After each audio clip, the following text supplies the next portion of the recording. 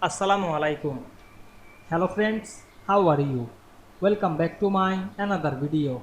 In this video, I am going to show you how to add column border in Microsoft Excel. Let's get started. At first, you have to open your Excel workbook. We can see here main data. Now I am add some column border. Select the column, click and drag on our mouse. Then go to the home menu.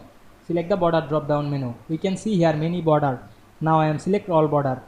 We can see we added the column border easily. Now you can add another column border. Select another column and choose the border drop down menu and choose all border. Then go to the file menu and select the print option. Then check the preview.